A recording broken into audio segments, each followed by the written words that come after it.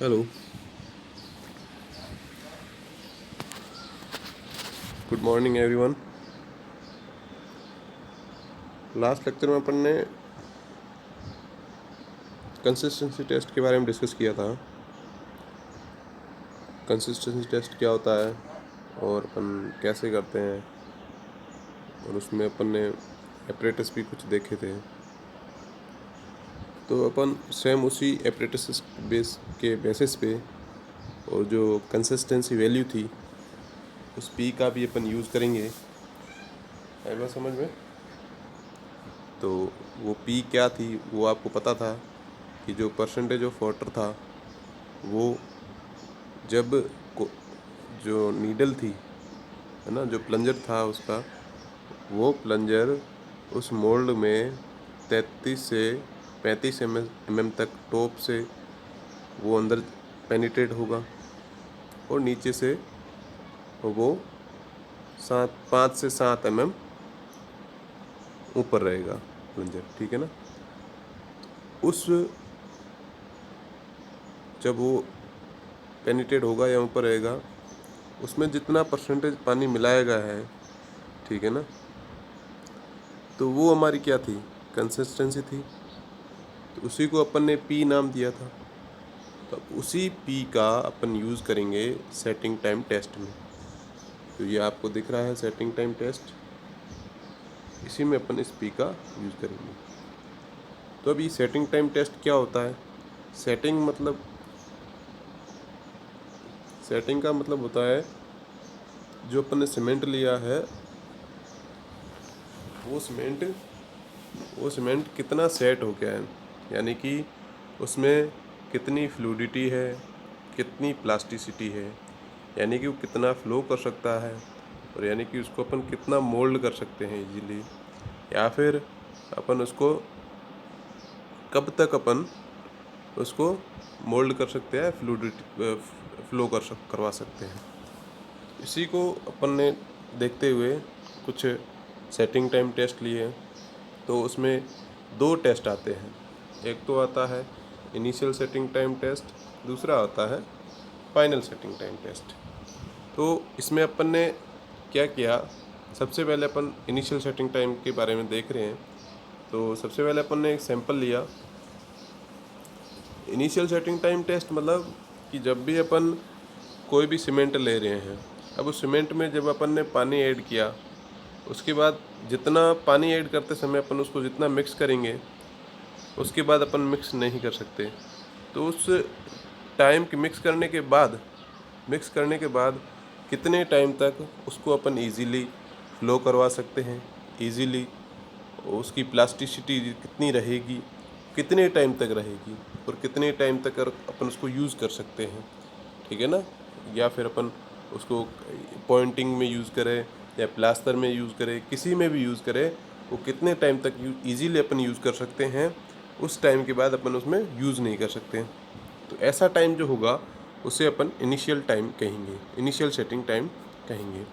तो इसमें क्या करते हैं अपन, जो सैंपल होता है वो 300 ग्राम सीमेंट का सैंपल ले लेते हैं। ठीक है ना? जो सैंपल जो होता है वो कितना ले लेते हैं? 300 ग्राम सैंपल। देख लीजिए, ये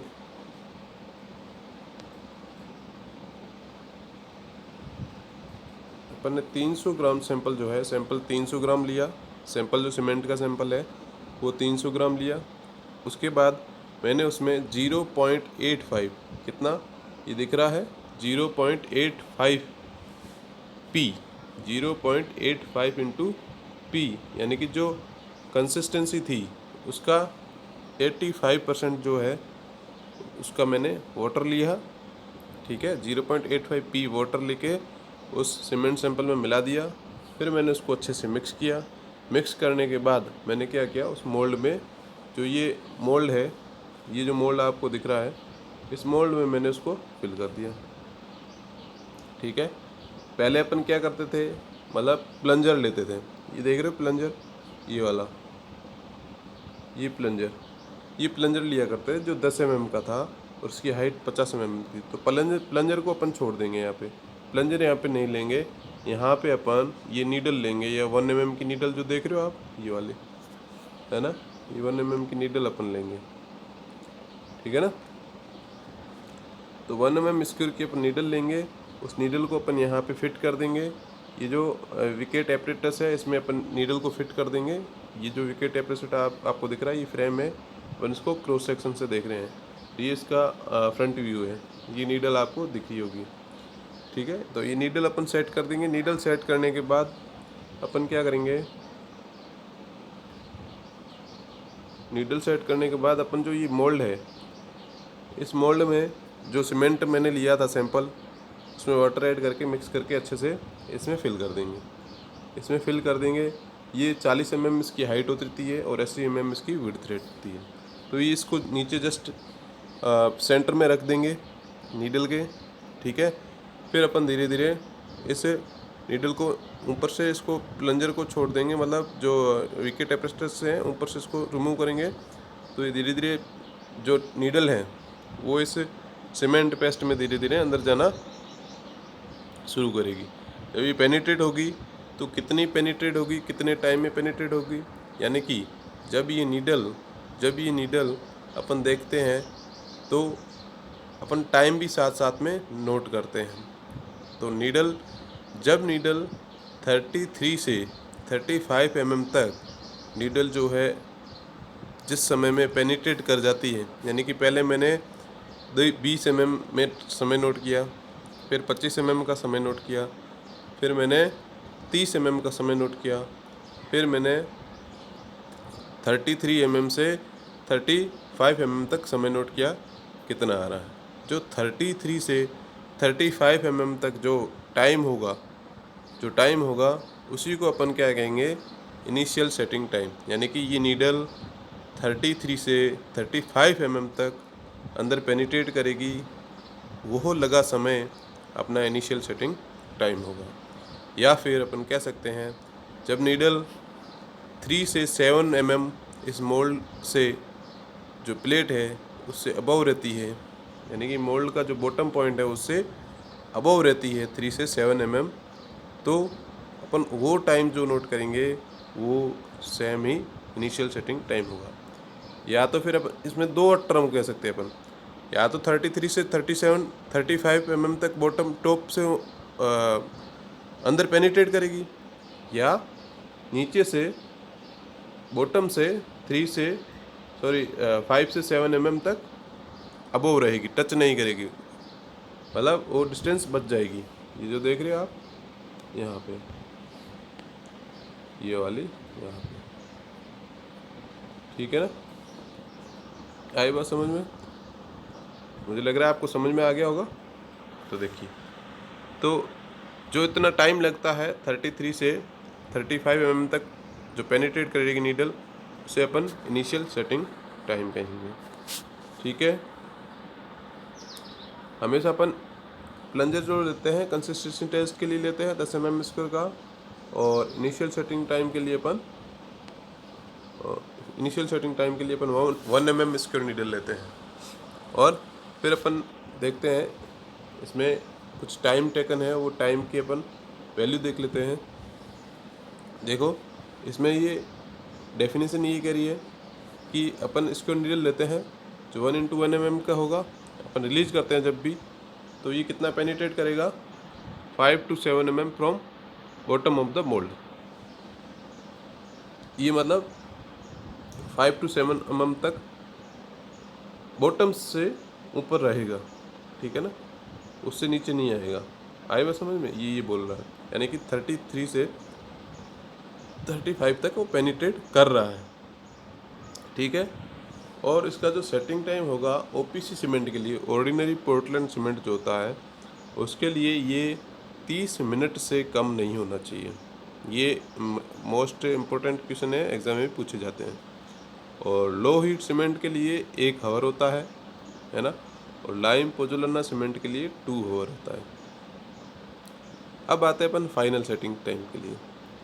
फाइनल सेटिंग टाइम के लिए क्या होता है कि जब आपने देखा होगा कि इसके लिए अपन जो फाइनल सेटिंग टाइम होता है उसके लिए अपन क्या लेते हैं, उसके लिए अपन ये जो 5 mm डाया का एनुलर कॉलर लेते हैं, अब एनुलर कॉलर क्या होता है वो देख लीजिए। ये होता है एनुलर कॉलर, यहाँ आपको दिखा देता हूँ शायद। ये जो यहाँ पे मैं बॉक्स बना रहा हूँ उसमें ये एनुलर कॉलर है, ये वाला, ये एनुलर कॉलर है। अब इस एनुलर कॉलर में ये एक तरह से ये टॉप व्यू है, मतलब टॉप व्यू देख बोले तो अपन नीचे से अगर देखें तो ये इस तरह से सर्कल बना हुआ दिखेगा। मतलब अपन इसको ऊपर रखें और इस नीचे से अपन देखते हैं तो ये इस तरीके से दिखेगा, एकदम सर्कल राउंड में, और बीच में निप लगी हुई होती है। यानी कि आपने कभी देखा होगा अपन गाय का पैर या कुछ देखा होता है ना, तो गाय का पैर कैसे होता है, अगर या फिर आपने क्या बोले कि जैसे कि बीच में ये निप है, ये जो है ये वाला पार्ट निप है बीच में, और उसके चारों साइड सर्कल में ये तरह से एनुलर बना हुआ है ना, ठीक है, एनुलर कॉलर बना हुआ है और बीच में एक निप है, ठीक है। तो और इसमें ये जो नीडल थोड़ी बाहर रहती है एनुलर कॉलर में, ये जो कितना बाहर रहता है 0.5 mm, 0.5 mm बाहर रहता है, और उसका जो सर्कल है उसकी हाइट कितनी रहती है 6.4 mm, 6.4 mm, और इसकी जो विड्थ है मतलब डायमीटर है वो 5 mm रहता है, ठीक है।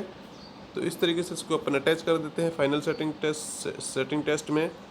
अटैच करने के बाद अपन क्या करते हैं, ये सारा फंडा समझ में आ गया। अब अपन आगे देखते हैं। अटैच करने के बाद अपन क्या करते हैं, इसको रिलीज करते हैं धीरे। अब पहले मैं क्या करता हूँ 5 घंटे में रिलीज करता हूँ। अगर मेरी नीडल के उस ये जो एनुलर कॉलर है उसके इम्प्रेशन अगर उस पर रहते हैं तो वो मेरा फाइनल सेटिंग टाइम नहीं होगा, क्योंकि उसमें इम्प्रेशन रह रहे।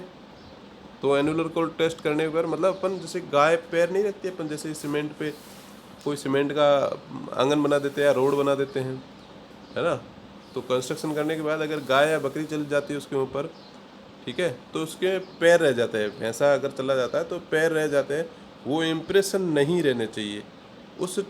उसके लिए अपन ये टेस्ट कर रहे हैं, ठीक है ना। तो वो कितने समय में इम्प्रेशन नहीं रहेंगे, तो मैं कह रहा हूँ अपन ने 5 घंटे के लिए टेस्ट किया। 5 घंटे के लिए टेस्ट किया तो अब मैंने एनुलर कॉलर लगाया तो उस पर इम्प्रेशन शो हो रहा है। फिर मैंने 7 घंटे के लिए किया, फिर मैंने 8 घंटे के लिए, ऐसे ऐसे करते करते अपन 10 घंटे के लिए करते हैं।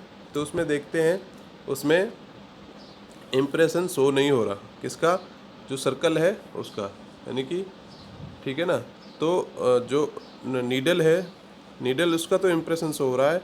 जो एनुलर कॉलर है उसके चारों ओर सर्कुलर है, जो ये सर्कल है उसके चारों ओर एनुलर कॉलर, उसका इम्प्रेशन शो नहीं हो रहा 10 घंटे बाद। तो मैं कह सकता हूँ कि ये मेरा समय जो है फाइनल सेटिंग टाइम है। यानी कि जो फाइनल सेटिंग टाइम में क्या होता है कि जब भी कोई अपन कंस्ट्रक्शन करते हैं, ठीक है, जब भी कोई कंस्ट्रक्शन करते हैं उस कंस्ट्रक्शन में जो नीडल होती है उस एनुलर कॉलर की बीच वाली जो 0.5 mm बाहर रहती है, ठीक है ना, वो तो उसके अंदर इम्प्रेशन यानी कि वो घुस जाती है उसके अंदर, या फिर उस पर वो इम्प्रेशन कर देगी, ठीक है, उस सीमेंट जो स्ट्रक्चर होगा उस पर। अगर जो एनुलर कॉलर होता है वो इम्प्रेशन नहीं जमा पाता उस पर, जो भी सरफेस होगी उस पर, तो अपन कह सकते हैं ये मेरा फाइनल सेट हो गया। यानी कि जो जितना टाइम इसमें लगा है सेट होने में वो मेरा फाइनल सेटिंग टाइम होगा। तो मैं कहता हूँ फाइनल सेटिंग टाइम जो होता है वो 10 घंटे से ज़्यादा नहीं होता, 10 घंटे के अंदर अंदर फाइनल सेट हो जाता है, ठीक है। तो फाइनल सेटिंग टाइम हमेशा कितना होता है, नॉट मोर देन 10 आवर, ठीक है। आई बात समझ में। अब नेक्स्ट देखते हैं। अब देखिए ये सारे टेस्ट थे। अब आते हैं अपन साउंडनेस टेस्ट पे। साउंडनेस टेस्ट क्या होता है कि जब भी किसी सीमेंट का वॉल्यूम चेंज होता है आफ्टर सेटिंग जो होती है उसके बाद कितना वॉल्यूम चेंज होता है वो अपना साउंडनेस टेस्ट होता है। अपन उसके लिए साउंडनेस टेस्ट करते हैं। तो ये साउंडनेस टेस्ट 2 प्रकार के होते हैं। एक ली चैटलर एपरेटस टेस्ट है, दूसरा है ऑटोक्लेव टेस्ट। मेन इम्पोर्टेंट है वो अपना ली चैटलर एपरेटस है। ठीक है। तो अपन देखते हैं ली चटलर एपरेटस में क्या होता है। ली चटलर एपरेटस में ये एक तरह से ये जो स्प्लिट सिलेंडर होता है वो ले लेते हैं, एक गिलास प्लेट ले लेते हैं और एक वेट ले लेते हैं। ठीक है, आई बात समझ में। उसके बाद अपन क्या करते हैं, ये कहाँ क्यों यूज़ करते हैं, क्योंकि जब भी अपन सीमेंट मैन्युफैक्चर कर रहे होते हैं उसमें अपन लाइम मिलाते हैं, सिलिका मिलाते हैं, तो वो सारे पार्टिकल जो सारे इंग्रेडिएंट्स है वो फ्यूज़ हो जाते हैं एक दूसरे से। तो ठीक है, कोई दिक्कत नहीं है। अगर जैसे कि लाइम है वो फ्री रह जाता है, यानी कि वो फ्यूज़ नहीं होता है, तब अपन सीमेंट को यूज़ करते हैं तो उसका वॉल्यूम में चेंज आ जाता था।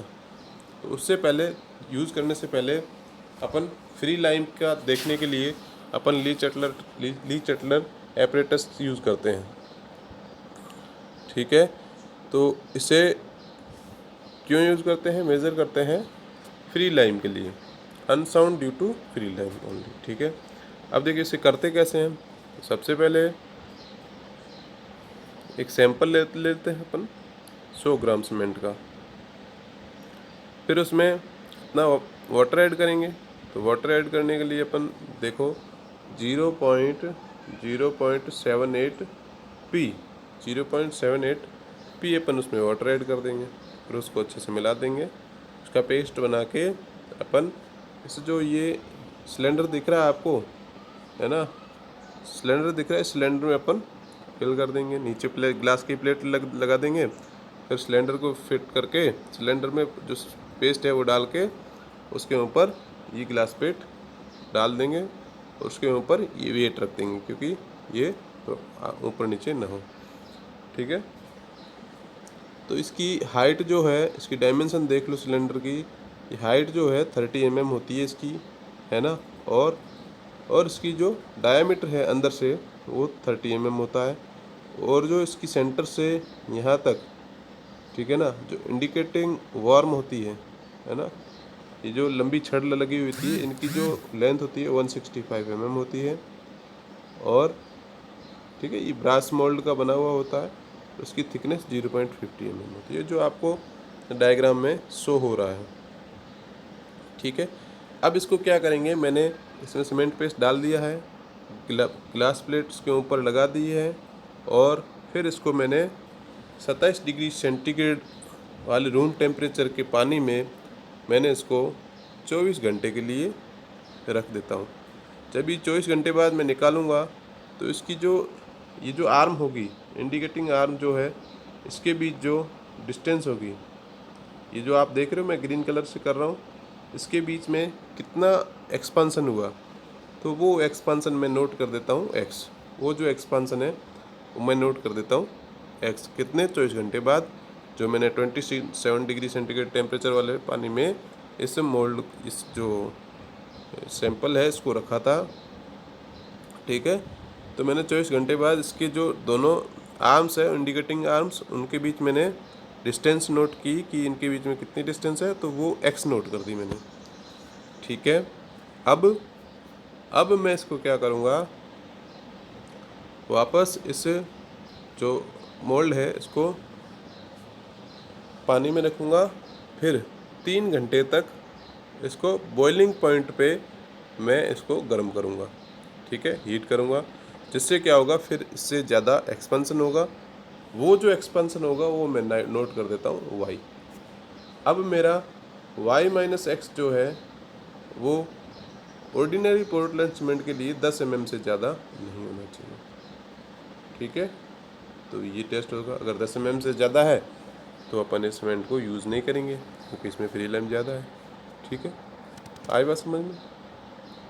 तो ये ली चटलर एपरेटस का टेस्ट हो गया। अब अपन देखते हैं ऑटोक्लेव टेस्ट के बारे में। अब ऑटोक्लेव टेस्ट के बारे में क्या होता है, इसमें ज़्यादा कुछ नहीं होता है।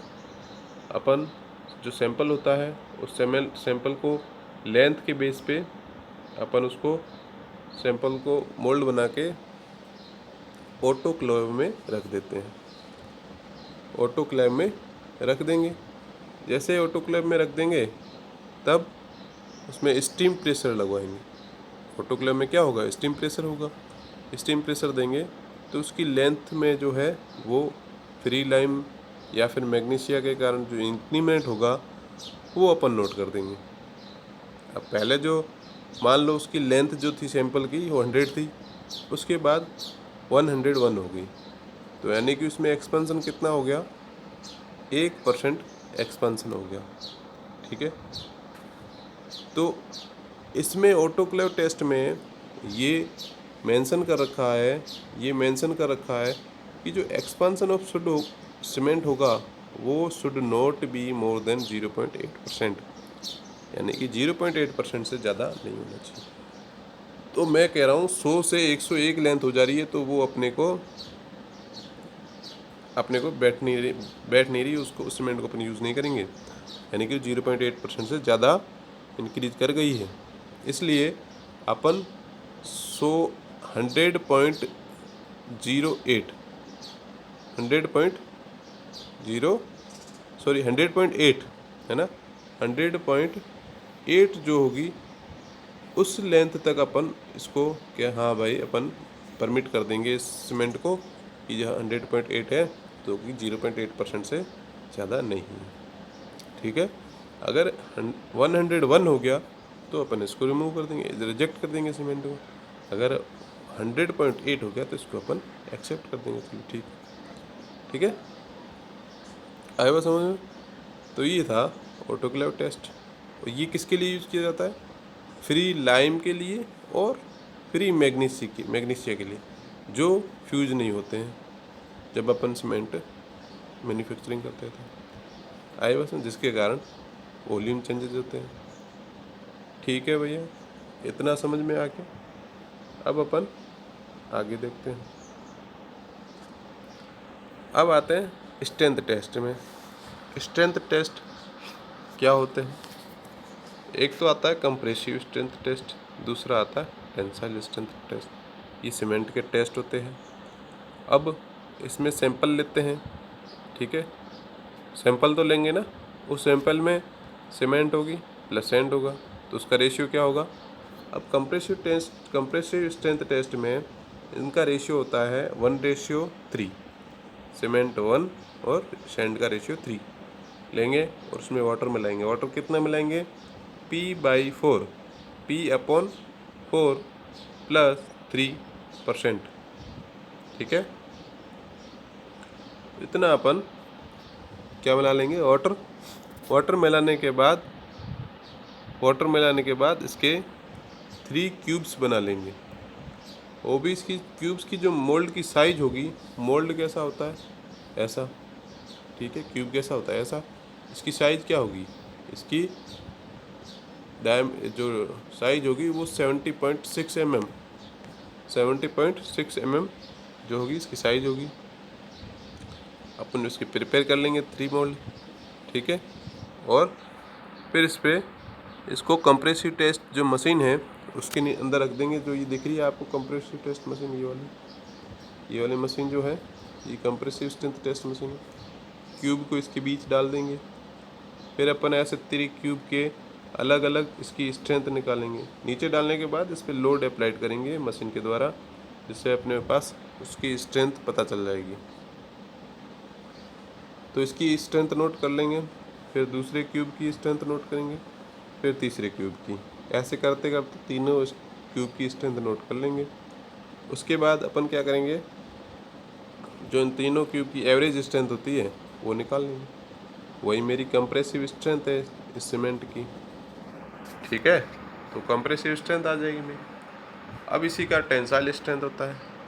टेंसाइल स्ट्रेंथ के लिए अपन क्या करते हैं, ब्रिकेट एपरेटस लेते हैं, ठीक है, जिसमें इसमें क्यूबिक मोल्ड लिया था, उसमें ऐसे करके एक ब्रिकेट एपरेटस टेस्ट होता है, ब्रिकेट एपरेटस होता है, जो अपन इस तरीके से,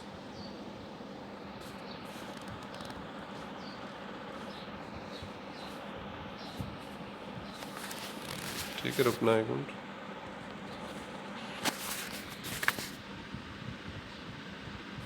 ठीक है, इस तरीके से ब्रिकेट एपरेटस टेस्ट होता है जो अपन ले लेते हैं। अब अपन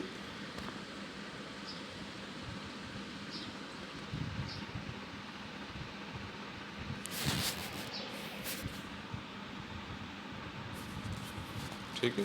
थोड़ा ये पता नहीं नेट के कारण हो रहा है, रुको एक मिनट, नेट बंद कर देता हूँ। अब देखिए मैंने ब्रिकेट एपरेटस टेस्ट ले लिया। इसमें क्या आ रहा है, इस तरीके से कोई एपरेटस होता है। उस एपरेटस में अपन मोल्ड भर देते हैं। अब उस मोल्ड में सीमेंट और सैंड कितना होगा, 1:3 सेम होगा। और इसमें वाटर कितना होगा, उसमें P/4 था, इसमें ले लेंगे अपन P/5 प्लस 2.5%, 2.5% वाटर ले लेंगे, मिला के इसको अच्छे से मिक्स कर देंगे। फिर इसके 6 सैंपल बनाएंगे। कितने, 6 सैंपल बनाएंगे। फिर उसको अपन क्या करेंगे, टेंसाइल टेस्टर में उसको, इस जो मोल्ड होगा उस मोल्ड को अपन यहाँ पे जो देख रहे हो ये वाला, इसमें बीच में रख देंगे। फिर उसकी स्ट्रेंथ निकालेंगे एक एक की। फिर उसकी एवरेज स्ट्रेंथ निकाल लेंगे, जो अपने पास क्या होगी, उसकी सीमेंट की टेंसाइल स्ट्रेंथ होगी। ठीक है, इस तरीके से अपन ये टेस्ट करते हैं। समझ में आ गया क्या?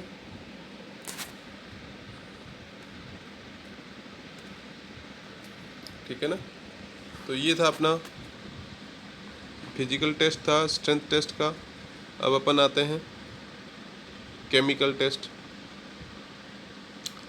ठीक है, समझ में आया, देख लो, नोट कर लेना। Chemical test. अब केमिकल टेस्ट में क्या होता है, लॉस ऑन इग्निशन, यानी कि 1 ग्राम अपन सैंपल लेते हैं, ये इसको हीट करते हैं किसमें, मफल फर्नेस में। फिर अगर जो लॉस इन वेट होता है वो अपन ऑब्जर्व करते हैं। ठीक है, ये नॉट मोर दी 4%, ये 4% से ज़्यादा नहीं होना चाहिए। जो लॉस होता है, अपन हीट करते हैं 1 ग्राम सैंपल को, तो ये 4% से ज़्यादा नहीं होना चाहिए लॉस। ठीक है, तो ये लॉस ऑन इग्निशन टेस्ट हो गया। फिर अपन केमिकल कंपोजिशन के बारे में देखते हैं। जो रेशियो होता है वो एल्यूमिनियम टू आयरन ऑक्साइड, ये 0.66 से ज़्यादा नहीं होना चाहिए। जो एल्यूमिनियम टू आयरन ऑक्साइड जो रेशियो होता है, ये 0.66 से ज़्यादा नहीं होना चाहिए। वेट ऑफ मैग्नीशिया, जो वेट ऑफ मैग्नीशिया होता है वो 6% से ज़्यादा नहीं होना चाहिए। लाइम सैचुरेशन फैक्टर जो होता है, लाइम सैचुरेशन फैक्टर होता है वो 0.66 से 1.02 के बीच में होना चाहिए। आई बात समझ में? इस तरीके से केमिकल कंपोजिशन टेस्ट हो जाएगा।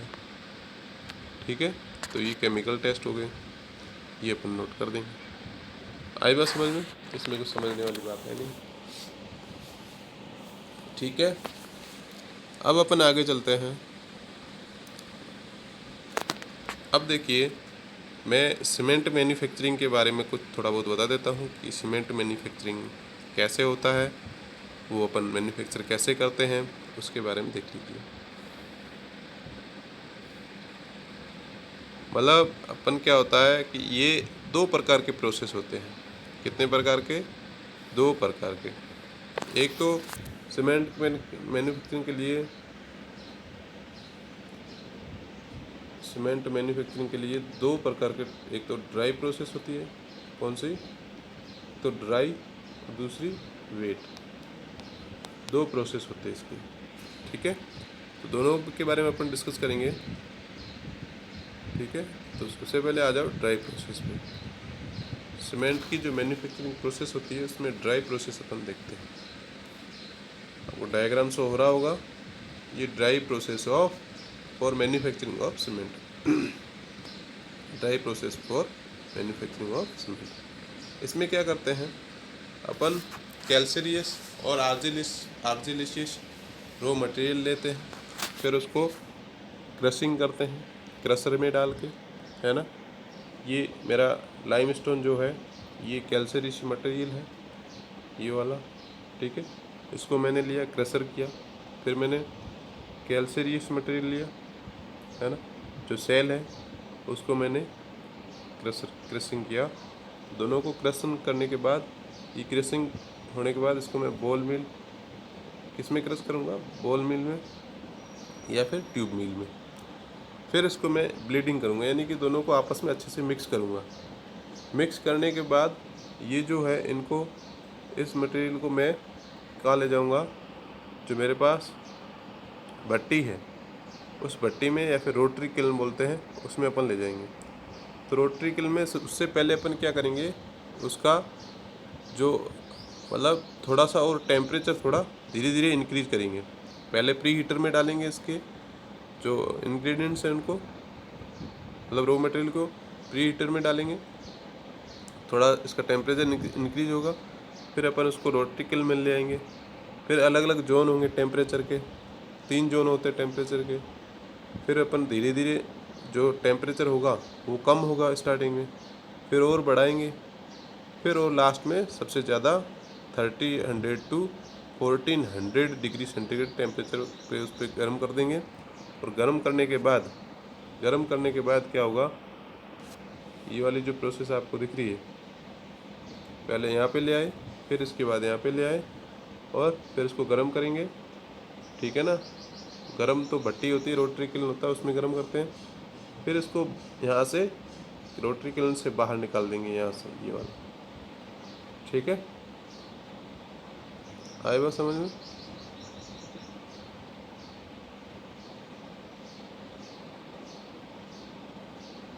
यहाँ से बाहर निकाल देंगे इसको। बाहर निकालने के बाद यहाँ पे थोड़ा इसको क्लिंकर को जो है ठंडा करेंगे, धीरे धीरे इसका टेम्परेचर डाउन करेंगे।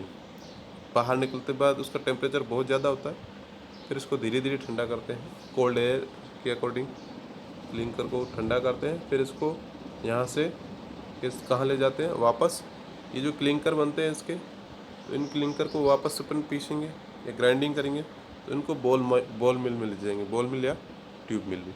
यहीं इसी के साथ इस पर अपन जिप्सम का स्प्रेडिंग कर देंगे, जिप्सम भी ऐड कर देंगे इनके साथ। ठीक है, फिर इनको अच्छे से बॉल मिल में इनकी फाइन ग्राइंडिंग करेंगे। फाइन ग्राइंडिंग अच्छे से करेंगे, जितनी फाइन सीमेंट होगी उसकी स्ट्रेंथ उतनी ही ज़्यादा होगी। फाइन ग्राइंडिंग करने के बाद अपन इनके सीमेंट स्लैश को धीरे धीरे अपन पैकिंग के रूप में कन्वर्ट करते हैं, और प्री पैकिंग करके अपन बल्क में अपन ट्रांसपोर्ट कर सकते हैं। ठीक है, ये तो हो गया ड्राई प्रोसेस। अब अपन देखते हैं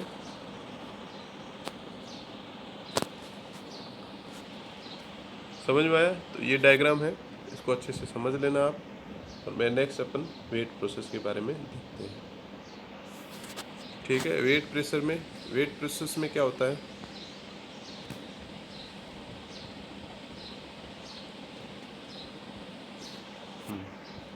तो ड्राई प्रोसेस में तो अपन क्या करते थे, वाटर नहीं मिलाते थे, वाटर ऐड नहीं करते थे। अब वेट प्रोसेस में अपन यहाँ पे कैल्शियस मटेरियल क्ले यहाँ पे डालेंगे, फिर चौक यहाँ पे डालेंगे। अब इनके साथ जो कैल्शियस और आर्जिलस मटेरियल है उसके साथ अपन क्या, पहले वाटर के साथ उसको मिक्स करके उसको वॉश मिल में डाल देंगे। ठीक है, और चौक को भी वाटर के साथ मिक्स करके वॉश मिल में डाल देंगे। फिर इनकी क्ले की स्लरी बनेगी और चौक की स्लरी बनेगी। फिर इनको आपस में अपन मिलाएंगे। कहाँ मिलाएंगे, ब्लेंडिंग करेंगे इनकी। ठीक है, ये जो यहाँ पे भी प्रोसेस दिख रहा है, यहाँ पे भी इसकी ब्लेंडिंग हो जाएगी। फिर इसको स्लरी को टैंक में डाल देंगे। फिर इस टैंक से जो है अपन इससे रोटरी किल्न में अपन डाल देंगे। पहले प्री हीटिंग करेंगे, थोड़ा टेम्परेचर बढ़ाएंगे, फिर वही सेम प्रोसेस या रोटरी किल्न में लाएंगे। 3 जोन से अलग अलग उसको स्लरी को डालेंगे, तो धीरे धीरे टेम्परेचर इंक्रीज होगा। और फिर अपन स्लरी को बाहर निकाल देंगे, उसको कूल कर देंगे, उनके क्लिंकर बन जाएंगे। फिर उन क्लिंकर पे अपन जो जिप्सम है उसका अपन स्प्रेडिंग कर देंगे, उसको जिप्सम का छिड़काव कर देंगे उसके ऊपर क्लिंकर के बाद। फिर अपन उस क्लिंकर को उसकी फाइन ग्राइंडिंग करने के लिए बॉल मिल में ले जाएंगे। फिर वो जो सीमेंट बन जाएगा उस सीमेंट को अपन अच्छे से पैक कर देंगे पैकिंग प्लांट में। फिर अपन उसको अच्छे से बल्क में ट्रांसपोर्ट कर सकते हैं। ठीक है, तो ये सीमेंट मैन्युफैक्चरिंग की 2 प्रोसेस थी, उसको आप देख लेना अच्छे से और नोट्स भी बना लेना। ठीक है, तो आज के लिए अपन इतना ही देखेंगे, और बाकी जो टॉपिक है अब इसके बाद ये जो सीमेंट वाला है ये कंप्लीट हो गया लगभग। जितने अपने सिलेबस में टॉपिक थे वो सारे मैंने कवर करवा दिए हैं। अब नेक्स्ट अपन एग्रीगेट के बारे में डिस्कस करेंगे। ठीक है, okay, thank you to all.